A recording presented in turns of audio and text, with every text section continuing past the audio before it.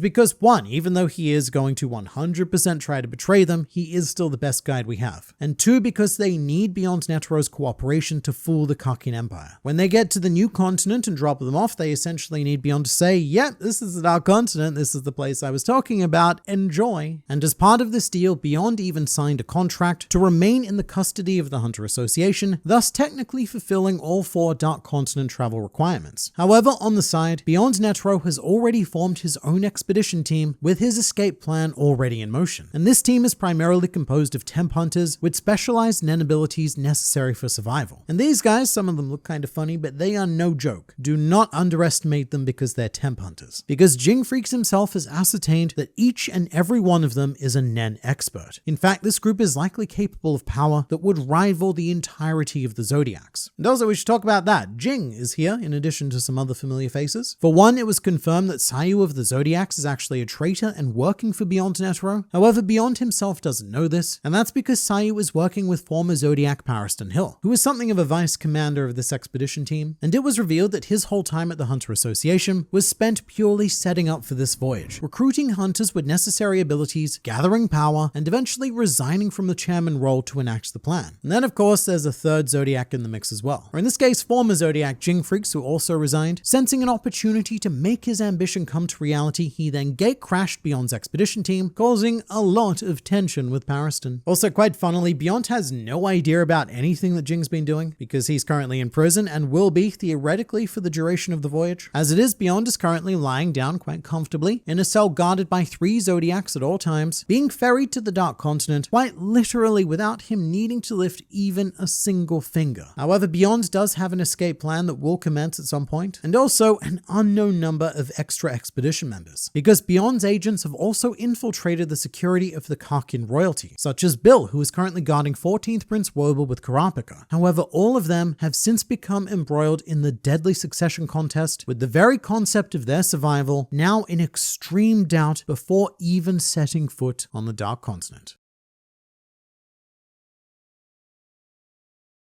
The succession contest is the oldest known event in the Hunter x Hunter timeline. It is a once-in-a-generation instance commenced by the first king of what would become known as the Karkin Empire. In ancient times, Karkin was a micronation located smack bang in the middle of extremely contested territories, each ruled over by their own respective warlord. And in order to prevent Karkin from being swallowed up, the first king came up with a rather cunning plan. As it turns out, our king was a Nen user, a conjurer to be precise, and he conjured the Seed Urn into existence, a device that was then used to have his children fight to the death until only one remained, with the sacrificial energy of each dead royal being absorbed by the Seed Urn and being used to make the ultimate survivor more powerful. This survivor also went on to inherit the position of king, and over many generations, Karkin would conquer and unite the warring territories in order to become one of the single largest and most wealthy nations today. But despite the prosperity of the empire, Karkin and its rulers only grew more and more hungry for delicious powers and dominances. And so the succession contest ritual never ceased, which is where we now find ourselves in Hunter x Hunter, trapped in the midst of a battle royale between 14 princes, which is escalating to the point where it's threatening the lives of every single person currently heading to the Dark Continent. And what we're facing right now isn't just the power of the modern Karkin Empire, because the succession contest is essentially a cumulative Nen ability. It is the combined history and sacrifice of every member of Karkin royalty, as well as the deeply rooted cultural drive to make Karkin greater and greater. As soon as a royal prince is born, their mother is made aware of the succession contest, and it is the role of the queen to prepare her child, or even children plural, to be the sole survivor as explained by 8th Queen Oito. The wife's role is to raise the king's child with the unwavering belief that they will one day be king. That's what a king's child is. They think it a matter of course that there will be an opportunity to be king and that the throne will be theirs, and that such an opportunity should never be renounced. The king instilled in them that anyone raised to believe otherwise would not be his child. It's not hard to imagine the fate of deserters, implying that they would be killed, or even worse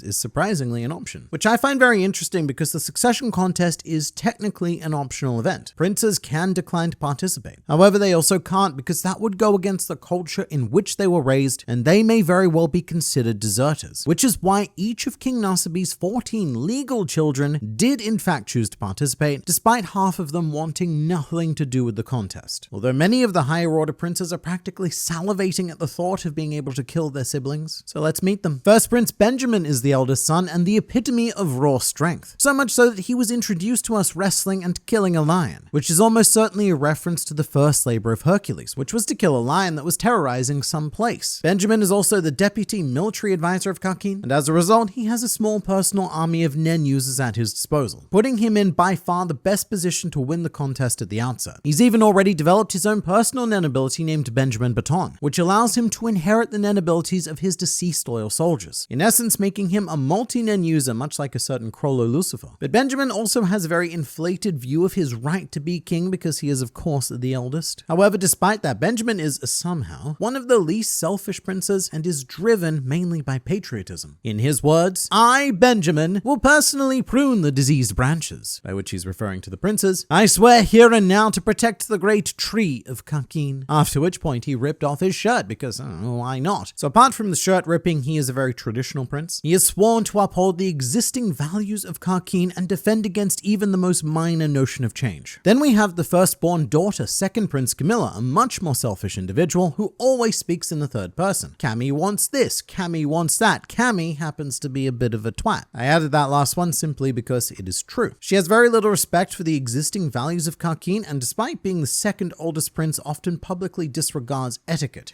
Gasp. However, Camilla also already knows Nen and has a personal Hatsu called Cat's Name, which immediately kills anyone who kills Camilla and then funnels their life back into Camilla, thus resurrecting her. In terms of her extended forces, Camilla took the reverse approach to Benjamin, who quite rudely commandeered the entire royal army before anyone else got there, but instead Camilla essentially built an army out of poor people. This class is known as the Karkin Have-Nots, and Camilla gave the outcast citizens of the empire an opportunity to elevate their status somewhat, in exchange for all of them becoming Nen curse wielders, ready to throw away their lives in exchange for killing a particular target. So Camilla currently has one of her have-nots assigned to every other prince, meaning that when the conditions of the have-nots are fulfilled, each and every other prince could die overnight. And in order to preserve their own lives, each prince will need to eliminate their respective curse bearer. However, none of the other princes are aware of this as of yet. At this point, I should note that prince is a gender-neutral term because gender has no relevance in Karkin society, which might sound a bit weird because King Nasibi has 8 wives with 14 legitimate children and lots more illegitimate ones. However, if the king was female, then this would just be reversed. And our new, more buxom king would likely have just as many husbands. And what we'd have is a bit of a One Piece Big Mom situation happening. Moving to third prince Zhang Lei, he is a stoic and quiet figure, easily the best diplomat of his siblings, and he has been described as preferring to avoid bloodshed, but would not hesitate to enact it. He is both kind and cruel, equally as capable of acting on both sides of the coin. Meanwhile, fourth prince Rydnik is the man likely being set up as the primary antagonist of the arc, a sinister Nen genius who has mastered the basic principles in less than a week and unconsciously conjured both a personal Nen beast and a Nen ability. Rydnik is also a bit of a snob, to say the least. If you don't have a high academic mastery of geography, politics, and art, then he doesn't consider you human. You're just a pig to him. With Rydnik's core belief being not realizing one's own ignorance is the greatest sin of all. To fifth prince Tebepa now, she is a dedicated scientist and holds a particular hatred for princes 1 through 3. Tebepa sees them as repulsive, arrogant, greedy, and indulgent, coming to the conclusion that they should be purged for the good of the nation. And Tebepa's in a very interesting spot, having now formed an alliance with both Rydnik and Kurapika, aka an alliance with our antagonist and our protagonist. Her older sister, sixth prince Tyson, is a religious cult leader who has built herself a reverse harem of very handsome men and plans to prevail with the philosophy that love will always triumph. And this may be a result of Tyson's guardian spirit beast ability, but even Izunavi has recently become convinced that Tyson becoming king could be the best possible outcome. And there's also some existing confusion over Tyson's gender, because the official translation has referred to Tyson as him, which was before Tyson was introduced. And once Tyson was introduced, the Viz translation just never corrected it for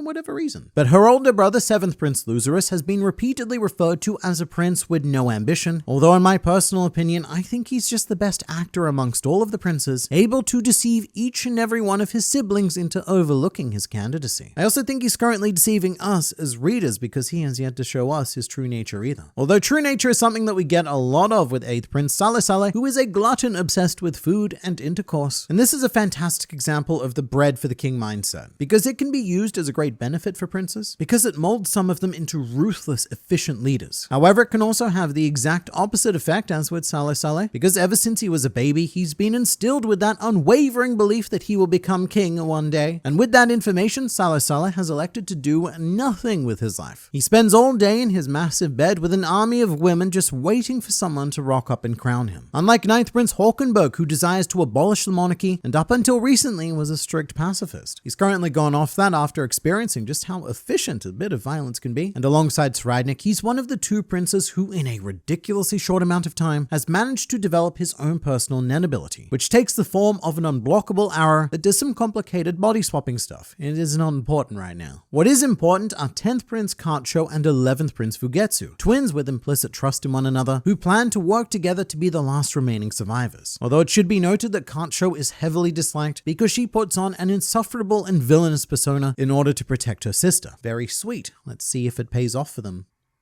Then there's 12th Prince Momose, she's a child. Then we have 13th Prince Mariam, and he's an even smaller child. Then finally 14th Prince Wobel, who doesn't even qualify as child status yet, still very much occupying the realm of baby. Those are our contestants, so with that, let the contest begin. After agreeing to the official terms of the succession contest, to officially submit yourself as a candidate, a prince must offer a drop of blood into the seed urn. And from here, things they get a bit weird. Because what you do, right, is you stick your hand into the pot, and then a magic Nen fairy appears and feeds you an egg. Although the princes are unaware of this, even if they know Nen, they cannot see it. It appears to be a condition of the seed urn ability that anything conjured for the succession contest is invisible to those competing. But after being fed this egg, it will then manifest into a Nen beast known as a guardian spirit beast to assist their respective prince in the succession contest. And the venue for this event is the Black Whale 1, a ship built for the purpose of the Dark Continent expedition, and we'll talk about why this venue was chosen in a bit because there is a deeply disturbing answer to that question. location. However, for now, only tiers 1 and 2 of the Black Whale have been designated as, quote, hunting grounds. Tier 1 is where all of the princes are housed, as well as some of the V5 politicians and an assortment of other dignitaries, whilst Tier 2 is for celebrities and other generally money-having people. And the contest officially began when the Black Whale departed and finished sounding its whale horn. And very importantly, as is consistent with Kakeen values, if any attempt is made to leave the battlefield, the punishment is immediate death, meaning that each prince must remain within tiers 1 and 2 of the Black Whale, even in the worst case scenario where, say, the ship is sinking and they need to escape. But there's a lot more to this contest than just the princes, and I mean a lot more. One important stipulation is that the succession contest has to abide by the law. You can't just walk up to another prince and kill them, because that is murder and you would be arrested and charged accordingly. And the same goes for more indirect measures, like saying ordering one of your people to assassinate a prince. That is also against the law. And if that person is caught, then you would be charged for giving them that order. So each prince needs to meet their demise in a manner worthy of a mystery novel, where no suspect can be identified. All of which is designed to reflect the challenges that the eventual king will face in the day-to-day activities of ruling the nations and engaging in all sorts of foreign affairs. It's not good enough to simply be the strongest or the smartest or the most charming. The correct king needs to have the perfect mix. As King Nasibe says, beasts with only fangs and claws will go extinct before long, which is why the bulk of this contest is actually conducted by royal staff and bodyguards. It's very much a war by proxy. And in this area, the succession contest is decidedly skewed in favor of the older princes. To explain the bodyguard structure, the lower ranking princes have a series of guards assigned by the royal household depending on their ranking. And the lower ranking a prince is, the more restricted they are in their ability to choose royal household guards for themselves. For example, as the lowest ranking prince, 14th Prince Worbel doesn't get to select any royal household guards at all, and had 7 agents assigned to her, all of which were chosen by the opposing 7 queens, essentially making all of Worbel's guards a series of spies and assassins, practically guaranteeing her death, which is why many of the low-ranking prisons posted job openings and hired hunters to be their bodyguards. Meanwhile, one step above Worbel is Mariam, and thanks to his ranking, he actually gets to choose a mighty 1 of the royal household guards for himself, with 6 guards being assigned. Then 12th Prince Momazet gets to choose 12 for herself, with 5 being assigned. Fugetsu chooses 3 for herself, with 4 being assigned, and so on and so forth. Essentially, only princes 6 and above get to choose their entire staff. And matters get even more complicated because certain princes have special powers, like First Prince Benjamin, who, as stated earlier, is the deputy military advisor of Kakeen, and as such, he has the power to assign his own military royal guards, which he has done to many of the lower princes. Although certain princes have the power to refuse this, because the Kakeen hierarchy is also heavily based on the queen ranking. So for example, 4th Prince Saraidnik is the brother of 1st Prince Benjamin, and they are both the sons of 1st Queen Unma, meaning that Saraidnik can refuse Benjamin's orders because they are equal in terms of their mother's queen status. Whereas Camilla and Zhang Lei, who hold higher prince rankings than Saraidnik, cannot refuse because their mothers hold lower queen rankings than him, which then results in some really stupid stuff, like Kurapika and 8th Queen Oito legally needing to allow Benjamin soldier Vincent into their quarters despite the fact that they knew he was there to assassinate them. But if they didn't let Vincent in, then that is a crime. They would have been arrested and imprisoned on the spot. And not only that, but if they moved to strike Vincent first, who again they knew was there to kill them, then again they are the ones who get arrested. I'm not gonna lie, trying to keep track of both the prince and queen rankings as well as who each bodyguard is affiliated with and who they outrank, it is an absolute nightmare. It's one of the reasons that the Succession War arc is so dense, and it's the sort of thing that people have constructed complex charts to have on hand as quick references whenever confusion arises. But again, it is mostly the bodyguards who do the actual fighting in this contest. However, the overall win condition for the succession contest is not as simple as it may seem, and it's been left quite open-ended by King Nasibe. The official win condition is, quote, the sole survivor is the heir to the throne. And apparently that's not as simple as it seems. Both Princess Camilla and Zhang Lei have argued that the term survivor can be defined and interpreted in many different ways, with Camilla requesting that the contest be redefined as an event where only biological deaths are accepted as dropouts, implying that there are mechanisms to end one's participation in the contest without dying. And to this, King Nasibe cryptically replied, the sole survivor is the official heir to the throne. How you interpret that is part of the contest. So the way that higher order princes have interpreted that is a fight battle to the death. However, many of the lower order princes have a very different reading, and are actively supporting 9th Prince Hawkenberg as they believe his desire to overthrow the established system opens up a path for both his victory and their safety. But thus far, we are currently 10 days deep into the contest, and we've already suffered a lot of notable casualties. The first to be eliminated was 12th Prince Momazet, who unknowingly exerted her very limited aura through her guardian spirit beast, leaving her exhausted and in need of a nice long nap, at which which point a bodyguard affiliated with another queen snuck in to strangle her to death. So more accurately, the bodyguard conjured and used an end double to strangle her, which meant that there was no evidence of him or anyone else entering the room. 8th Prince Saleh Saleh was next to meet his demise after Rihan's predator deep-throated his guardian spirit beast, leaving Saleh Saleh defenseless, and eventually he was poisoned by the Nen ability of another member of Prince Benjamin's guards. And 10th Prince Kacho also left this world after attempting to escape from the Black Whale 1 with her twin sister Fugetsu. Fugetsu managed to make it back onto the ship, however Kacho was killed as punishment for breaking the succession contest rules. However, her situation is complicated because people think she's dead. However, her guardian spirit beast then activated and took on Kacho's form. The spirit beast then interacted with select people, and now certain people think that Kacho's alive because the beast is pretending to be her. And in a weird way, no one's correct. Kacho is both alive and dead. Schrodinger's Kacho, if you will. And as for who's going to die next, it's actually looking very possible that it could be 11th Prince Fugetsu, who, as of chapter 400, has been spotted with an escort of malicious Nen spirits and has become mentally unstable due to not having the aura experience to combat them. We don't know exactly what's happening here yet, but this could be the curse of Camilla's have-nots taking effect, slowly eating away at Fugetsu's aura and mind until a state of death is achieved. But it could also be a consequence of trying to leave the battlefield alongside Kacho, just with Fugetsu's punishment being a more drawn-out affair. But whatever's happening here, I fear for her survival. I don't think it's very likely, but I also fear for everyone else, because this contest is not what it seems. There's an extra sinister layer to the succession contest that is currently unknown to anyone except for Prince Nasibi, and this is the primary reason why he wished to embark on the Dark Continent voyage. Because think about this, the succession contest is designed to pick the next king, meaning that by the time they reach the theoretical Dark Continent, Nasibi himself will have either stepped down or will be dead, and I dare say his plan is for the latter. When the contest initially commenced, Nasibi had an internal monologue where he declared that the 200,000 lives aboard the Black Whale 1 were sacrifices for the winner to use as they see fit to carve out their own future. And as of right now, the only one who seems to have caught on to this is the crime hunter Misaistom, who suspects that the rapidly escalating tension on every tier of the Black Whale is all part of a grander plan to sink and destroy the vessel along with its 200,000 passengers as a sacrifice to complete an occult Nen ritual. However, knowing about it and being able to stop it, those are two different things. And Misaistom is desperately trying to turn back the doomsday clock as we speak. However, he's currently being hampered heavily by bureaucracy and Kakin etiquette, almost as if a lot of it was designed intentionally to block any sudden action against the ritual, with Misaistom now commenting that the fuse to destruction is even shorter than we can imagine. And within the Black Whale 1, we've also seen a secret burial chamber housing 14 coffins, each of which are connected by a colossal use of what appears to be Nen inscription, which are patterns designed to boost and channel aura, which you may recognize from the starting room of Greed Island, which was also littered with inscription in order to facilitate the game. And in this room, King Nasibi has been observed saying that his fallen children will become the foundation for the Tree of Kakin and shine even brighter in death than in life. But the real curious part of this is the existence of 14 coffins, because that's one for each prince. But if there's supposed to be a sole survivor, then surely we only need 13 coffins, which has led to speculation that King Nasibi himself will be the one filling that final coffin, or that all of this is a clever ruse and Nasibi plans on killing all of his children to perform a ritual of untold proportions and catapulting his own personal power into the realm of the gods. It's all a bit up in the air right now, and a lot of the answer to this lies in the mystery of the guardian spirit beasts themselves.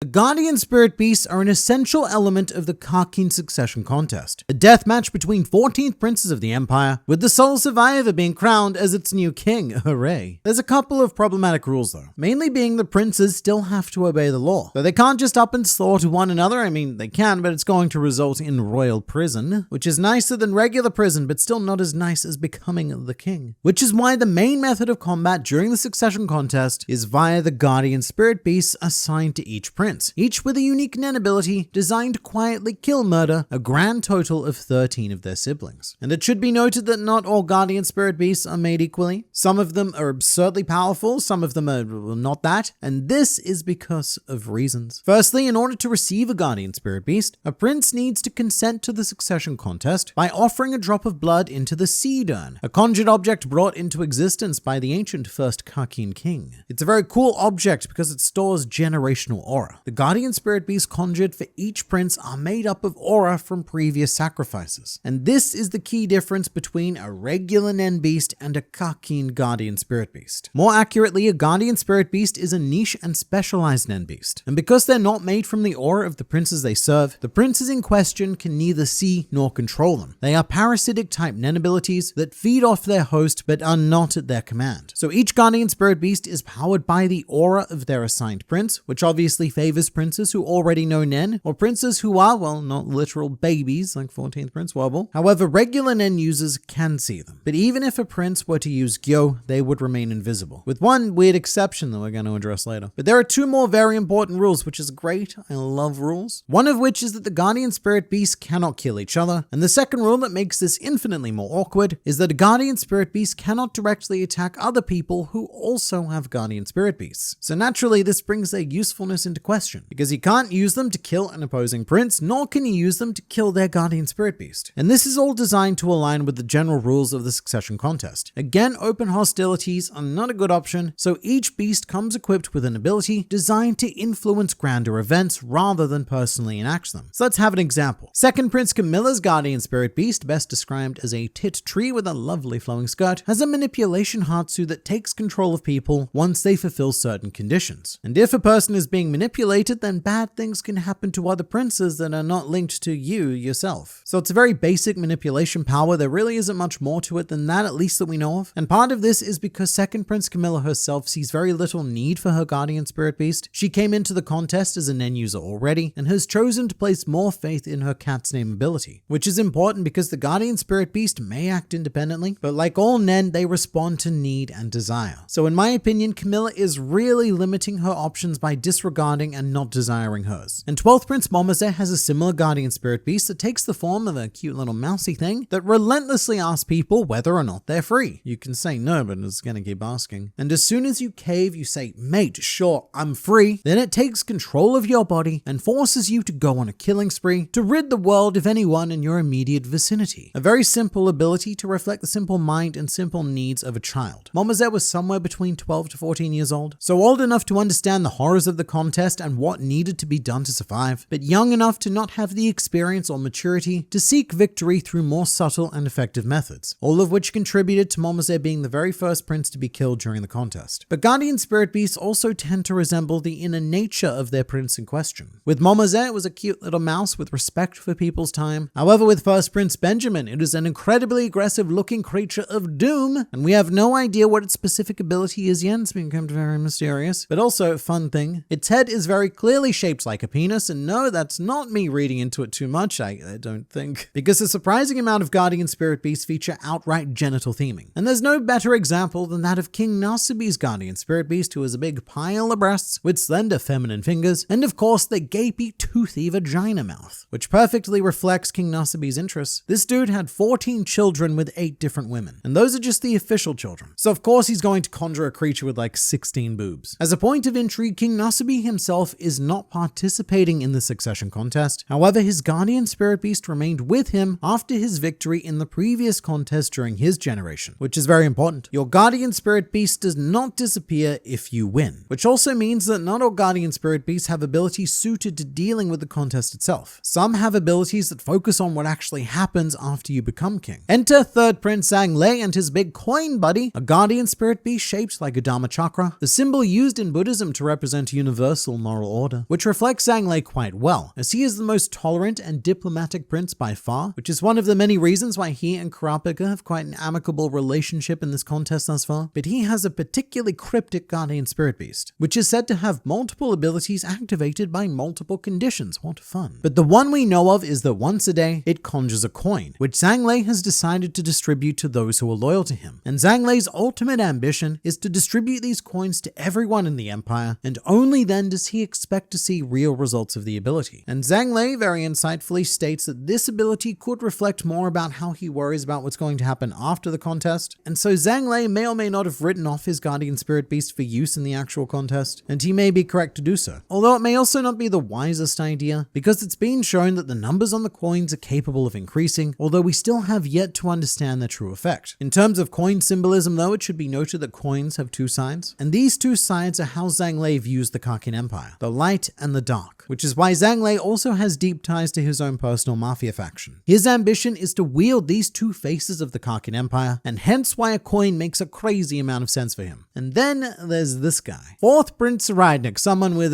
some, how shall we say, woman problems. Saradnik believes that all women are by nature lying swine. Duplicitous, traitorous vixens out to get him. And look, to be as fair as I can be, that is true of his family at the very least, with almost every female sibling and queen out there to brutally kill murder him. And so Saradnik's guardian spirit beast is a manifestation of this belief. A twisted beast with the head of a woman and also some high heels. Not a lot of people notice the high heels. But it comes equipped with a Nen ability specifically designed to punish lying women. If an untruth is told to Saradnik, then the guardian spirit beast will issue a warning. And then if a second bout of deceptory is attempted, then the guardian spirit beast will issue a stronger, more permanent scar kind of second warning. And then if the unimaginable were to happen and a woman were to lie to Saradnik a third time, then in the words of the guardian spirit beast itself, said woman would no longer be human, which doesn't sound great. And it's currently hypothesized by characters in world that the woman in question would then turn into a pawn for Saradnik to use, as in these are the conditions for basic manipulation. But I think it's significantly more sinister and less useful than that, because Saradnik is an artist who paints with emotion, specifically the emotion of the women he's murdering, which provides him with the inspiration to dismantle and reassemble their bodies as he sees fit for the sake of art. Saradnik is also a specialist, so absolutely nothing is off the table for this, but I think that if a woman, in this case Theta, were to lie to him a third time, then she's going to become his greatest work of art to date. Not necessarily something useful in the succession contest, but something that reflects Saradnik's desires. And she would probably suffer one of, if not the worst fate in all of Hunter x Hunter. But Saradnik also happens to have formed an alliance with a woman, being 5th Prince Tebepa, who has zero interest in art and is more of the mind of science. And so her guardian spirit beast very much resembles a sort of frog thing that you would dissect in high school science class. At least I'm told the people did that. I never did a frog. We did other things. But Tebepa's guardian spirit beast is also of questionable use in the contest itself, as its ability is all about transmuting aura into a variety of drugs and chemicals for Tebepa to put to use elsewhere. It's also one of the more cautious guardian spirit beasts. It rarely appears unless Tebepa is alone, and even then Tebepa can't see it. So frankly, we're lucky to have seen this much of it, and there is one more condition, which is that to create anything, it requires a quote research partner. So it's one of the weaker guardian spirit beasts on paper, although it has a lot of potential depending on how Tebepa herself makes use of the produced chemicals. But sort of like how Zhang Lei is too focused on what happens after he becomes king, I think that Tebepa is similarly blinded with her focus on science. All of the princes have their blind spots though, with a very deceptively scary one being 6th Prince Tyson, a genuinely caring individual who strictly opposes any violent action. She's an actual pacifist. Unlike pacifist poser 9th Prince Hulkenberg, who we'll get to in a bit, but you can see how much Tyson cares because her guardian spirit beast is a big love heart, determined to spread hope and peace and whatever these little things are to the world. Well, what's that? These sneaky little things are called Eyewogs, and they attach themselves to anyone who comes across the teachings of Tyson. Because for an added layer of spook, Tyson isn't just a nice person, she is in fact a very nice religious cult leader who has authored her very own Bible known as the Book of Tyson or the Tyson Canon. And these Eyewogs grant people happiness in direct correlation to how thoroughly they understand and have read the Tyson Canon. However, in exchange, the Eyewogs siphon energy from Tyson's very happy followers, in essence slowly depleting them of their life force, but making them feel pretty damn good about the whole situation, kind of like the ability of the Dark Continent Calamity Pap. And as of right now, we don't know the exact purpose of all of the energy gathering. However, Izunami has speculated that its ultimate effect will be something like a spirit bomb from Dragon Ball. Those are his exact words, not my comparison. But this showcases one of the common guardian spirit beast strategies. Several of the princes have Nen beasts focused on winning more and more people to come around to their cause. Tyson is doing so via the path of religion, but to skip ahead a bit, 8th Prince Saleh Saleh's guardian spirit beast had a similar function by releasing smoke from its many mouths to infect anyone who inhales it with increasingly favorable thoughts about Saleh Saleh. And it's pretty funny because there's a part where you see a bodyguard start to come around to him and he says, "You know what? I've been thinking, they say that great men are great lovers, right? So Saleh Saleh must be the greatest because dude never stops fucking." But just like Saleh Saleh himself, this ability is pretty lazy and poorly thought out because it is directly tied to Saleh Saleh's libido. So the guardian spirit beast will continue to pump as long as Saleh Saleh can, which is quite a while, as in all day. It's literally everything he does. Saleh Saleh is bedridden by choice, so he has this extremely effective mechanism of producing smoke, but a wildly ineffective method of actually spreading it because he never actually goes anywhere. Not that it matters matters though because he's dead now due to his complete and utter lack of preparation for the contest. Now, to take a step back, we need to check in with 7th Prince Luzurus, the dark horse of the succession contest with an even darker, horsier secret. His guardian spirit beast is a conjurer that sets traps by creating whatever its target most desires, which I think tells us a fair bit about Luzurus himself. At the moment, he's easily one of the most chill and likable princes, and all of his siblings have written him off as a serious contender for the crown. But I think he's just showing both his siblings and us as readers what we want to see. If his guardian spirit beast is any indication, then Luzurus is hiding a much darker nature, which we can see a hint of because he is the benefactor of one of the 3 major Karkin mafia families. At the moment though, further details about this guardian spirit beast are being kept in the dark. Meanwhile, 9th Prince Hulkenberg is probably most out in the open about his desires, which is to completely reform the Karkin Empire into a much more democratic system. And so his guardian spirit beast is focused on identifying those loyal to Hulkenberg and then providing them with the power to overthrow the system. The beast marks people with opinion on their hand that disappears after 10 minutes if the person in question is not truly loyal to Hulkenberg, but if they are, then the opinion remains, and the bearer is awakened to Nen, further receiving a frankly disgusting boost of aura, which compounds in close proximity to other opinion bearers. So to put this in a more tangible way, it's been hypothesized that 10 of Hulkenberg's newly awakened bodyguards that didn't even know Nen a couple of days ago together hold more power than Prince Benjamin's entire Nen veteran private army. So this is a small group of people capable and willing to seize power, and after this awakening, many princes have switched their prime focus to killing Hulkenberg before this faction completely crushes them. But next up are 10th and 11th princes Kancho and Fugetsu, who have linked guardian spirit beasts due to their bond of being fraternal twins. Neither one of them can actually use their abilities without the other. For example, Fugetsu's guardian spirit beast is a door called Secret Door, which is based on a game that the twins used to play as children, which they both still are, I guess. In any case, it grants a form of teleportation, with the caveat being that the outgoing door can only be opened by Fugetsu, and the return door can only be opened by Kancho. So Fugetsu gets to decide that they go on an adventure, but she needs Kancho to get back home from the adventure, which would be pretty problematic if one of them died, unless Kancho's guardian spirit beast is a truly tragic manifestation of Nen called Without You, and it only appears in the event that either Kancho or Fugetsu dies, after which point it takes on the role of the deceased twin and impersonates them, assumedly till death. At the moment, Without You is impersonating Kancho, who was killed when the twins tried to escape the succession contest arena. But this combination is also a very risky ability because Fugetsu, again, she's a child, she doesn't have that much aura available to her. So even one use leaves her drained and very easy to kill in a compromised spot. Then we have 13th Prince Mariam, who has a purely defensive focused guardian spirit beast, resembling a young boy's vision of a big old scary dragon that grows and shrinks in size depending on how Mariam is feeling at any given moment. It's also likely the entity responsible for the barrier being erected around Mariam's room, which currently exists in its own effective pocket dimension, and anyone who tries to enter the room is transported to another room, meaning that Mariam is probably the safest possible prince at the moment, because the only threats to his life are from people already within that pocket dimension, 2 of which are Biscuit Kruger and Hanzo, no last name provided, but I'd feel pretty damn safe with the 2 of them around. And as for our final candidate, 14th Prince Werble, she's the only one whose guardian spirit beast still has yet to show itself to us. However, just before the Black Whale one departed, there was a curious panel where Kurapika felt a sinister jolt of aura emanating from Werble's crib, which is almost certainly the manifestation of Werble's guardian spirit beast. But whatever it is, its powers are probably quite limited. As a baby, you can only produce so much aura. However, to make up for that, she has Kurapika, the finest strategic mind aboard the Black Whale one, who I would argue is infinitely more of a threat than any actual guardian spirit beast. However, Kurapika is in a very tricky situation right now, having inadvertently become the nexus of the entire succession contest, an event which now threatens to claim his life.